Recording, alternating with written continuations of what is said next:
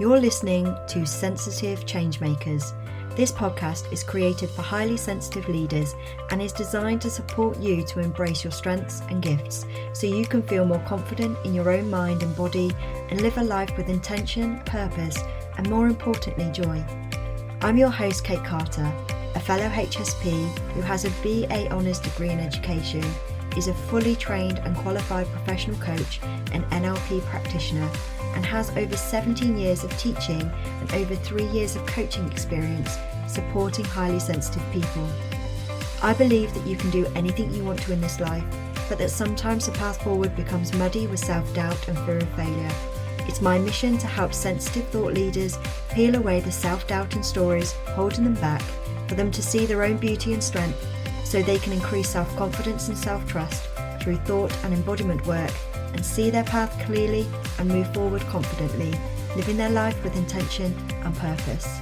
I would love for you to come and join us. Hello and welcome to Sensitive Changemakers. As always, I am so excited to be here. I hope you are having a wonderful week, and I have a wonderful guest. I am incredibly excited to welcome Vidya to our podcast this week. So Vidya is an entrepreneur, strategy consultant, and self-leadership enthusiast. She helps women uncover what truly makes them happy and fulfilled so they're more energized, engaged, and at peace as they move through life. You're going to love her, by the way. After reaching all the milestones, except marriage and kids, she'd been told she needed to reach by the time she was 29, Vidya was sitting in her cubicle at work one day when an image popped into her head. A desolate landscape with a 2-lane road that went all the way out to the horizon. And all she could hear was a scream. Is this it? Is this my life the next 40 years? So she blew up her entire life to start a PhD program, because what immigrant family doesn't approve of more education, only to withdraw 16 months later because she was so miserable. That sparked Vidya's now 12-year exploration around what success, fulfillment, and thriving really mean, and what life can look like when we give ourselves permission to experiment and play. Now, this is just, you will know as soon as we start talking to Vidya, these are Vidya's words, these are the way that she views life, and it's just so expansive. So welcome, Vidya. I'm so excited to have you here. Is there anything you would like to add to that bio? Well, I want to first say thank you so much for having me. I'm really excited to talk about these concepts and ideas with you, have our listeners listening in, and hopefully spark some inspiration. But yeah, I would say that's the crux of it. It really comes down to it took me a long time to figure out how to let myself experiment and be okay with not knowing all of the answers before I start in a direction, and overall really figure out what I wanted for myself versus what I thought I was supposed to be doing, because that's what I saw in my family and my culture and in society in general. I love that. And I think that's a wonderful place to start as well, is really, you said there you were 29. What was going on for you at that time that really compounded to that decision of what's going on? It's really funny because I was on paper, and actually, if I thought about it, I was having a really great life. Like, I had a great job, I had a really good social circle, I was doing all these activities I enjoyed. I think what I started seeing is people around me, certain people around me were making changes in their life. I worked in an international division in a large pharmaceutical company here in the US.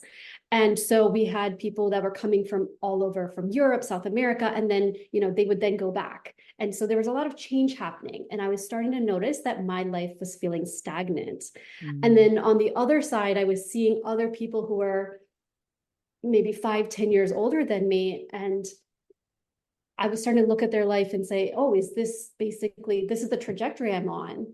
And that, I think, is what prompted that. The pressure started to build internally and prompted that. I still remember I was working on a PowerPoint presentation in my cube, and that image just popped into my head, and I could just hear that scream.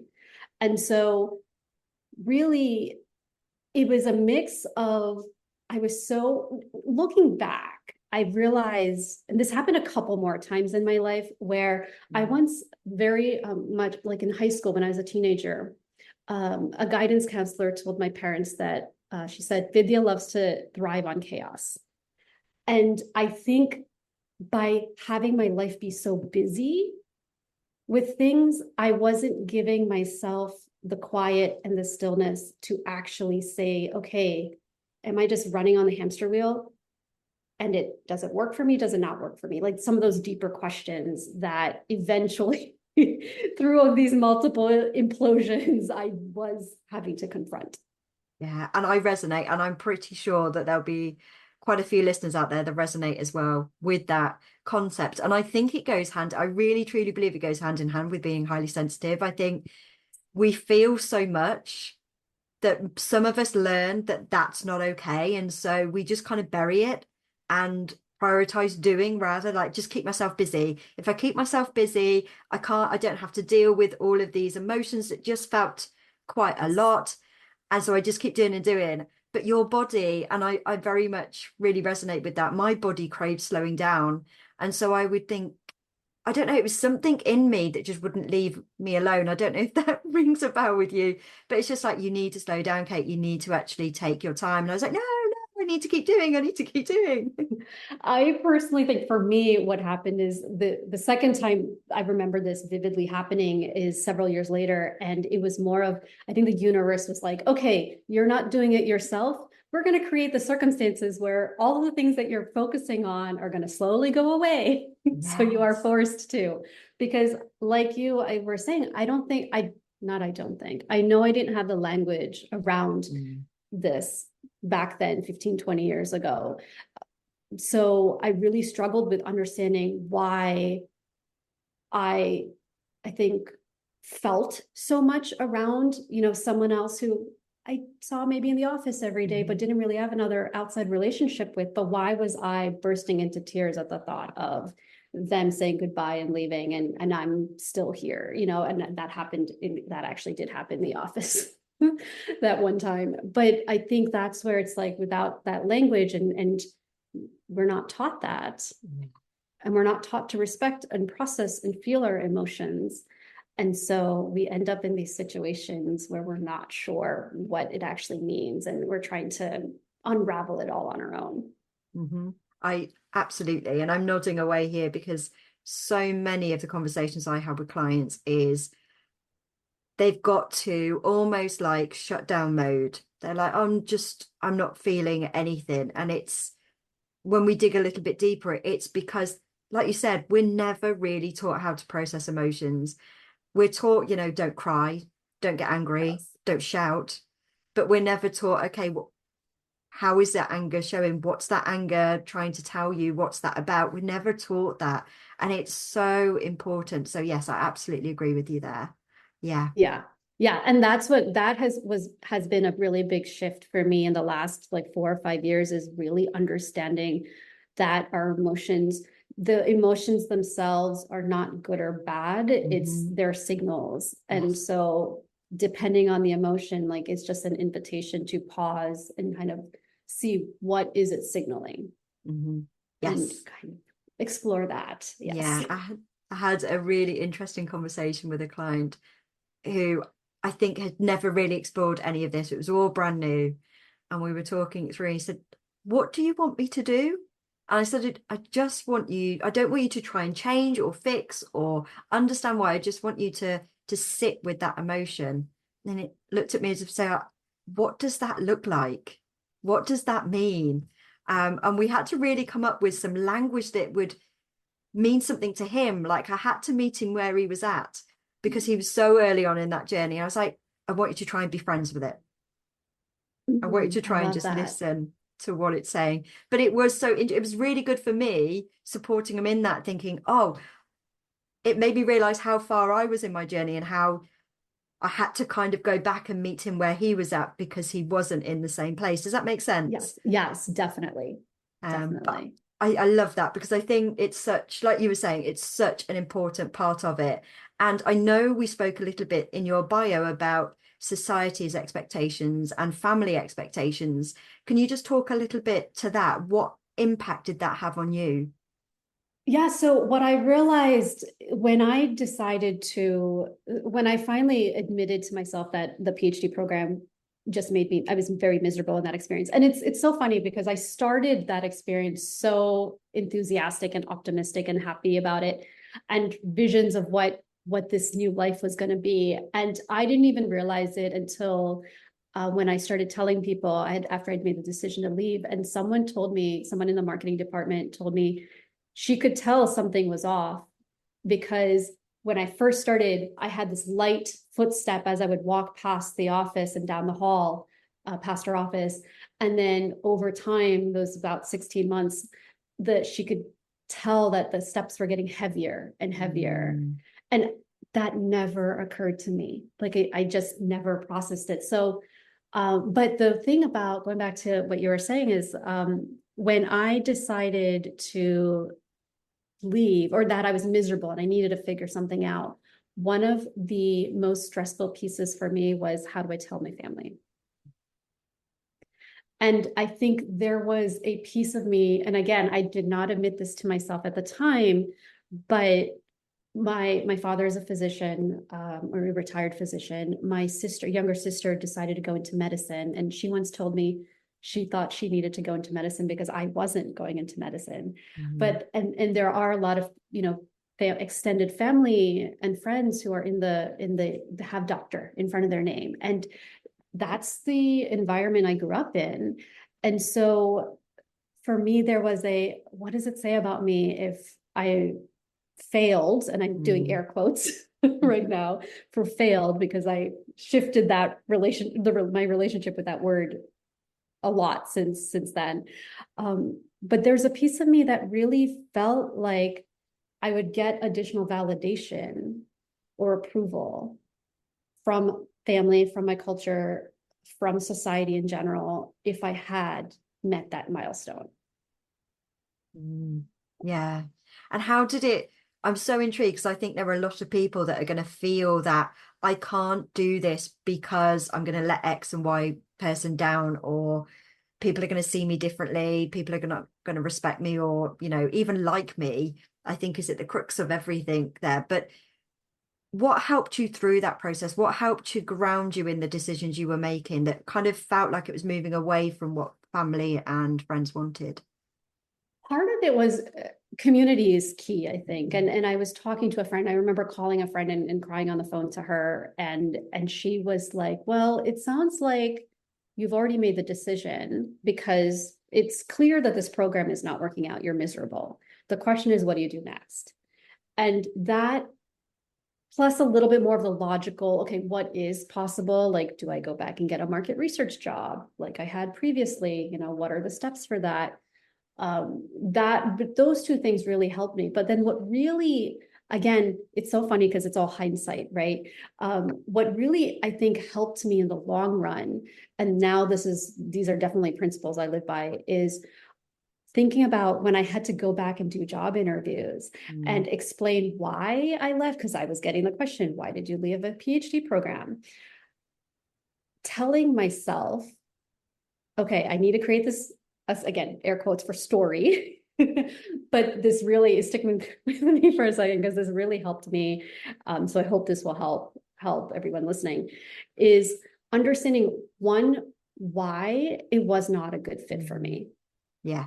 So I could say that in my story. Well, I did this, but it wasn't a fit because of XYZ reasons.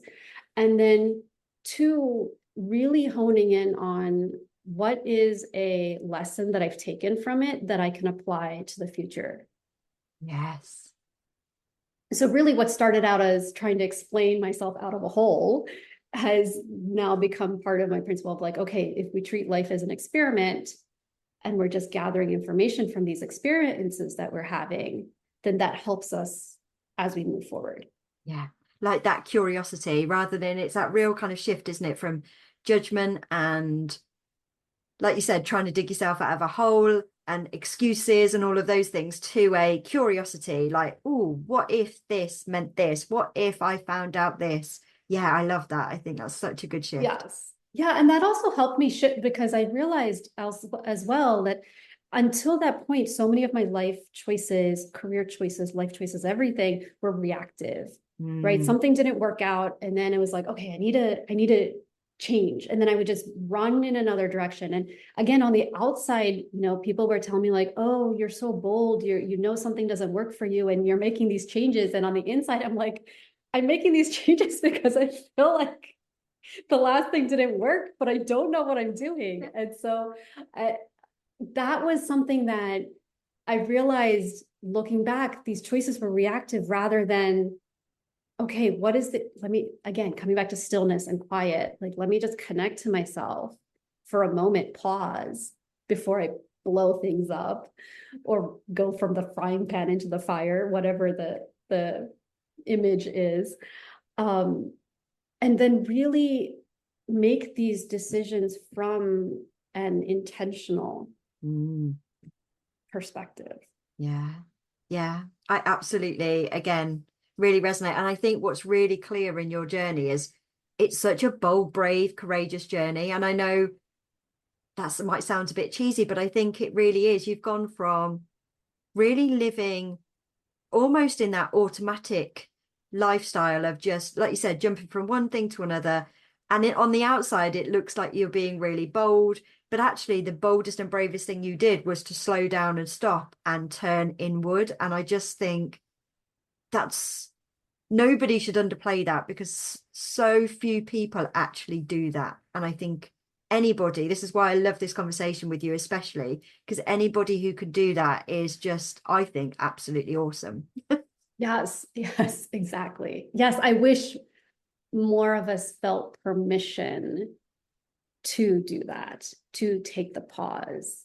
And I do wish we lived in a society where that was advocated more. But yeah, it's definitely something that I do wonder if as more and more people start taking that time and pausing and looking inward, then I think we could start seeing some really cool shifts. Yeah. Yeah. And personally, just to kind of, I think, reiterate the point here as well. I remember when I'd first started this business back in 2017, 2018, kind of my first attempt at it, hadn't got a clue what I was doing, like jumped. I was like, yes, I'm leaving full-time teaching. I'm going straight into this. And then what happened was I went straight in. It didn't quite happen as I wanted it to. And like you, completely went, okay, jump into something else because I'm not sure what I'm doing, instead of pausing, thinking, right, okay, intentionality here. What is it that needs to happen for me? What's important for me? Again, I didn't have the insight, I didn't have the understanding back then. But yeah, like you said, it's so important to kind of slow down and just pause. I think that's a huge lesson from your life, but just for this podcast as well. I think it's a really important one to take away. Yes. And going back to what you were saying with, I didn't have the language for this back then, but I think part of it is then it allows that overstimulation to ease as well. Yes. Because if you're like, because that's the other thing I've realized recently is, and part of what I love to do is introduce women to connect more deeply to their body and how that works in terms of decision making as an additional source of information for us to rely on and look at. And part of it is, there's so many, like, you don't want to, an example I was sharing, which is happening real time now, in my last class was I had been invited to events on the same day in different locations from different sides of our family. And there was a lot of, at the beginning, I was like, what do I do? Where do I go? I felt almost paralyzed, and also not wanting to disappoint, or what are they going to think of me if I say yes to one or no to the other? And then that's where really, I think I had to remind myself, hey, this is what I've been working on the last 5-6 years. To really like we've been talking about, just that pause and let all of those other voices just kind of dissipate. So it could feel into what is it that really makes sense, or what do I really want? It really comes back to like, what do we each individually want? And actually just allowing ourselves to want and desire, I think, is a huge part of the puzzle. I think again, being highly sensitive, you don't tend to want and need, or you do want and desire things, but you're too scared to say you want and desire those Yeah. things, if that makes sense. Yes.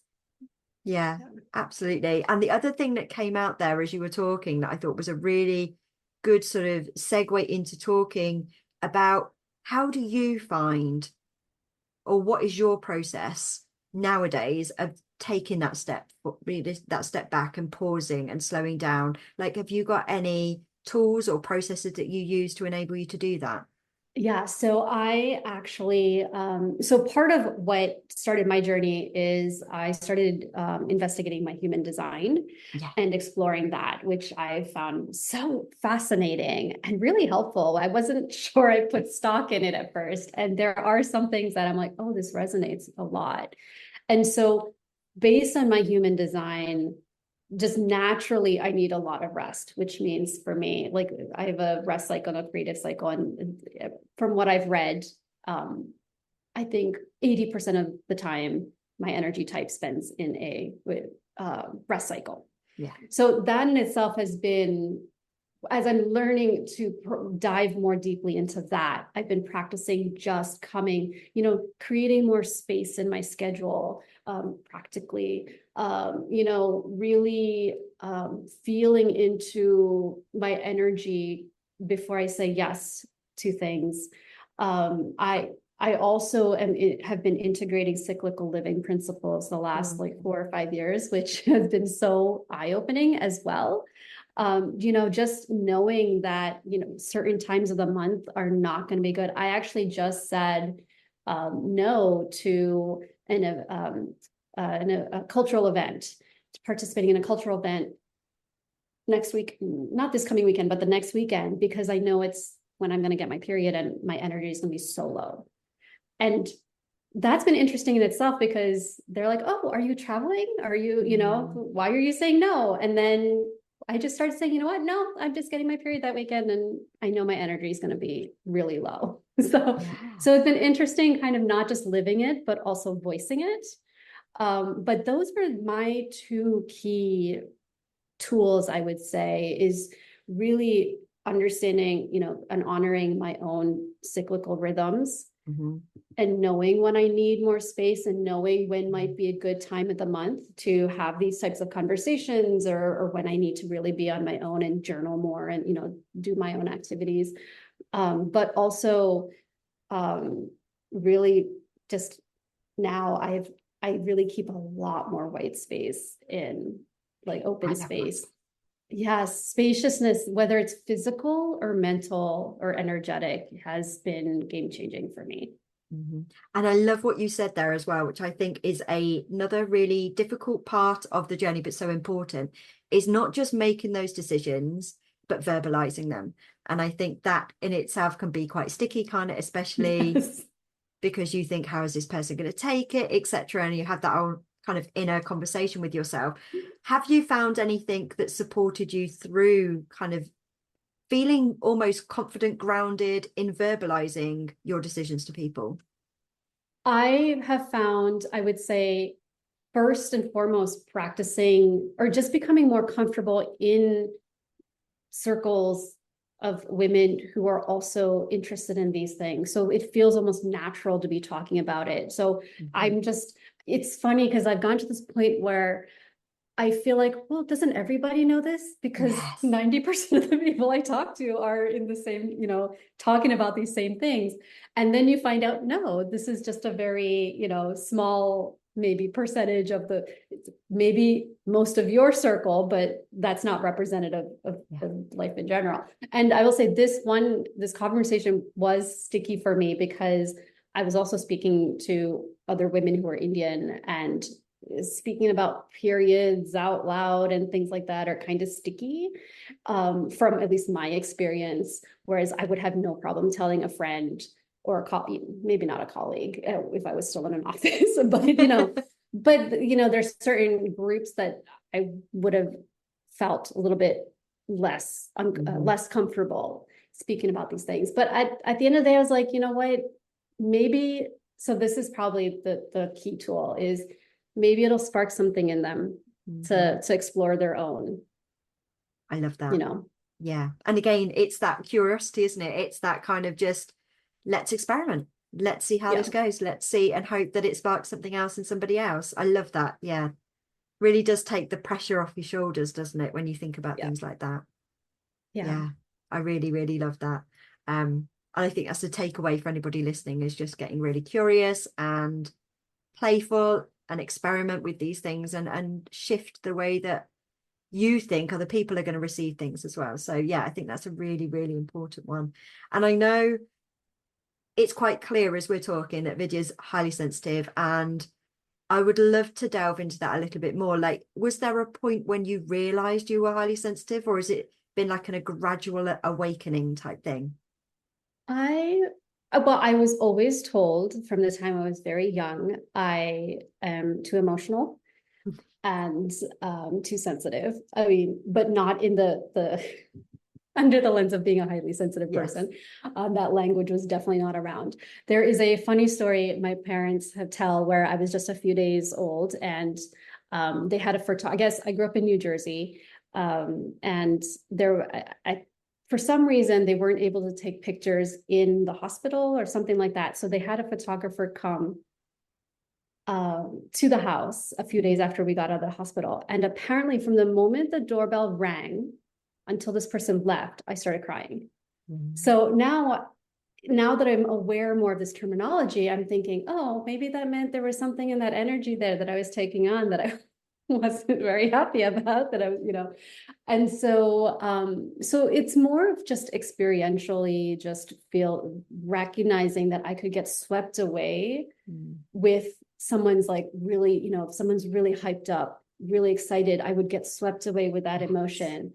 Or on the opposite side, I remember this time we were in India and we were visiting one of my father's, one of my uncles, one of my dad's brothers, and we were going to a temple nearby. We had to cross all these rice paddy fields, and there were this, and it still brings a little like tears to my heart. I don't know if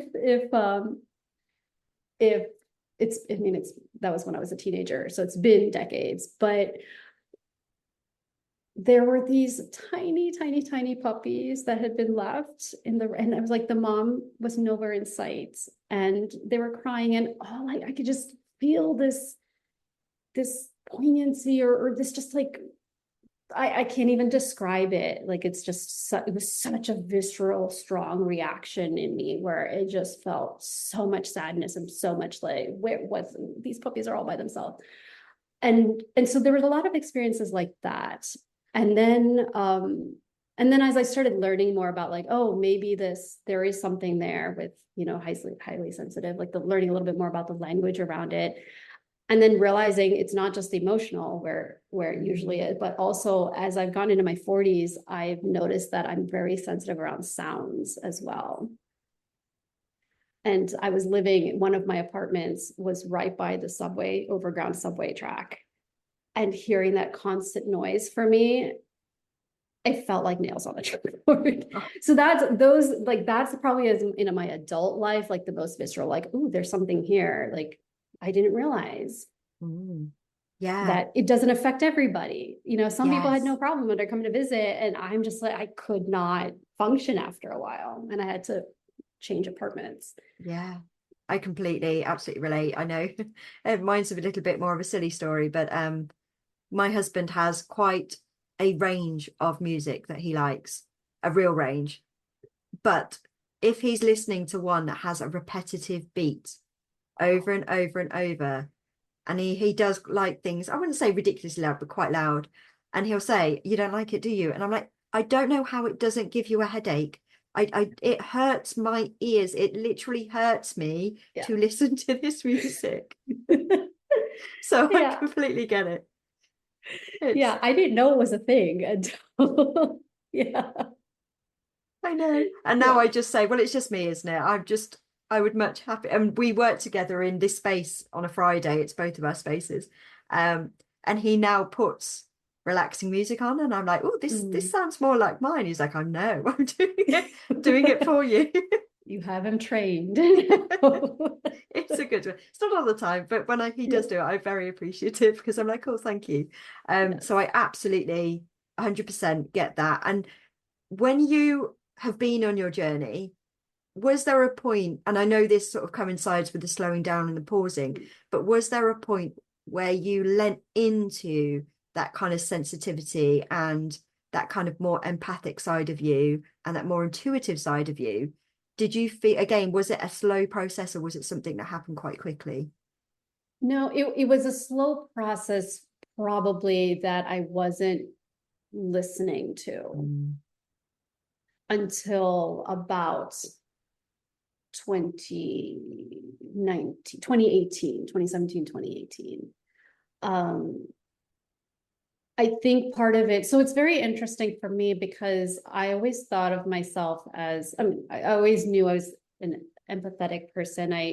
Part of it, my work has been in market research. And so I was always hearing stories from whether there were patients or consumers and things. And I could very much feel myself, Mm. taking on that.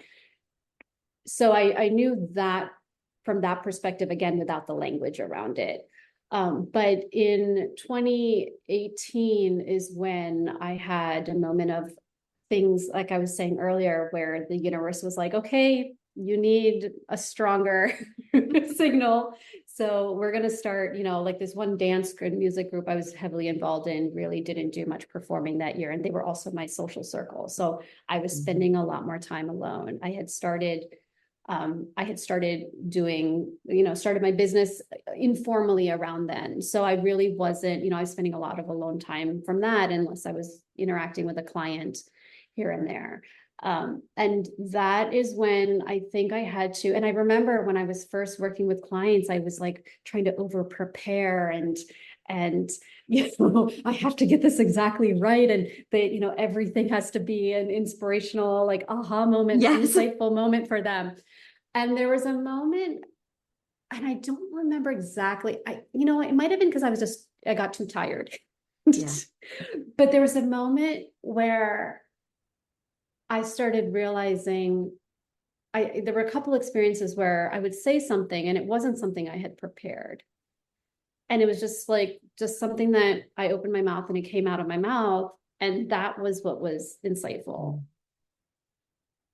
And that's where slowly from there is like, okay, that gave me a little bit more permission to not over prepare as much the next time. And then slowly it started easing up on the, I have to be this way, this like very Mm. rigid, like need to know everything. I'm the expert type of person, to let me be guided by the conversation and the flow and trusting that what needs to be said will actually come out and be said. I love that. And I think I mean, again, there's so much that I resonate with you. I really do. Which is why I was so excited about this conversation. But I think it's again, it takes a lot of self-trust to be able to do that. And obviously, all of these, like you were saying, all of these ups and downs, all of these kind of sometimes really difficult parts that you had to go through really set you up to be in a position where that was possible. Does that make sense? Again, like you Yes. were saying, those lessons you learned, what you took from that, and then where you are now, that you can actually be able to do that and trust yourself enough to say, I trust whatever's going to come out is what needs to be heard. That's a huge shift. And I always like thinking about like Vidya now to 20 years ago or whatever it is, and the kind of transformation in those years must be huge. Yeah, I don't think at 25 I could have said this is where I would be Mm. now. I don't think I could even fathom that this was an option.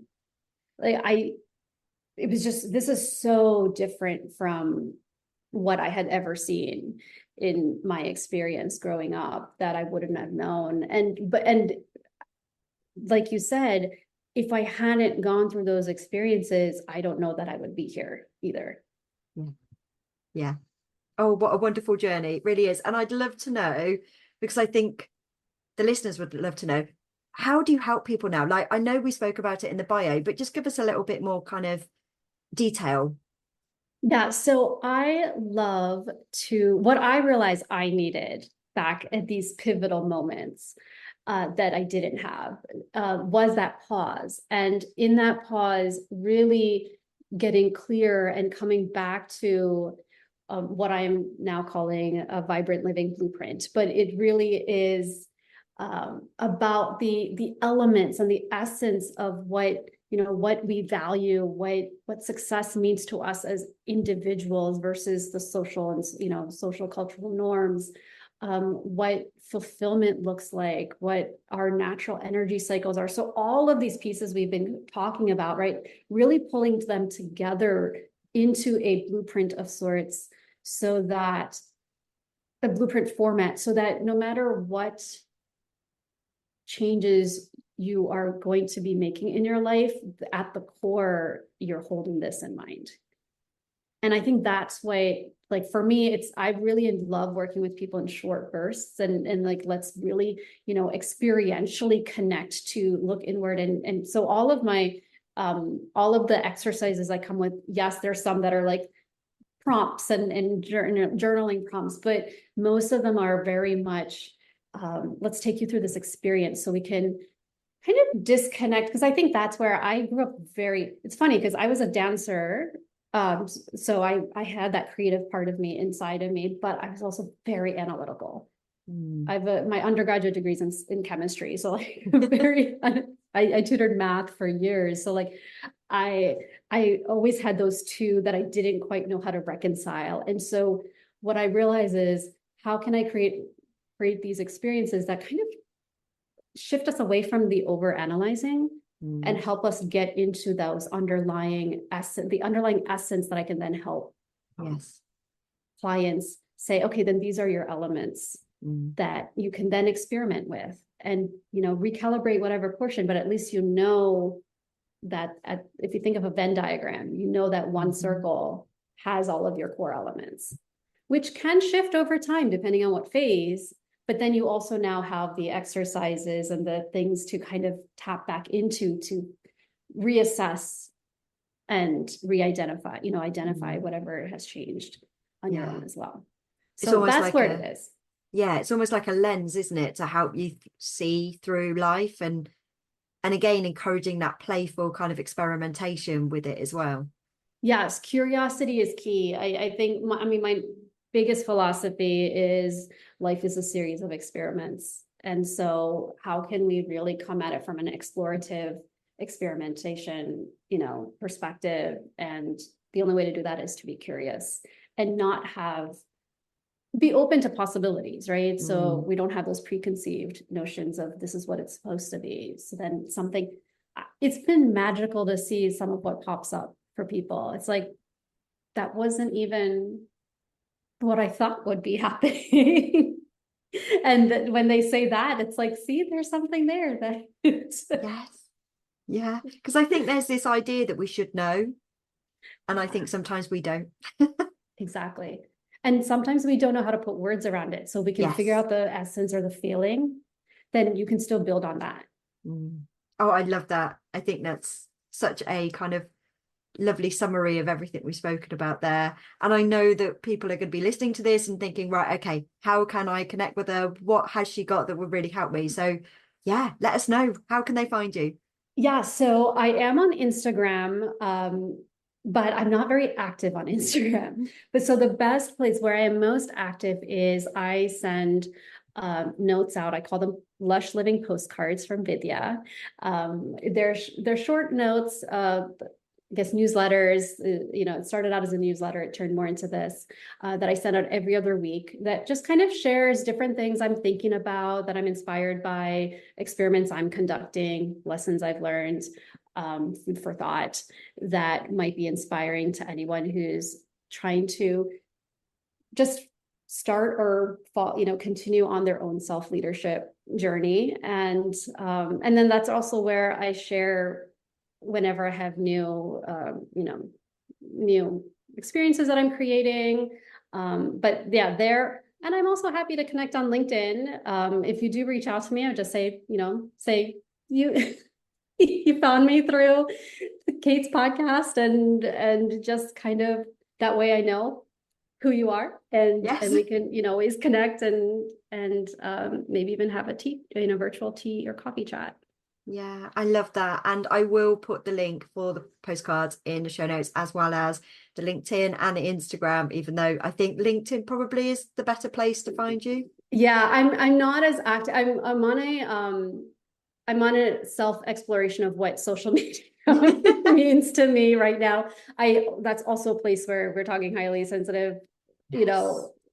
I get very easily overwhelmed and overstimulated on social media. So Yes. I'm trying to find what is a happy medium. But I am with you.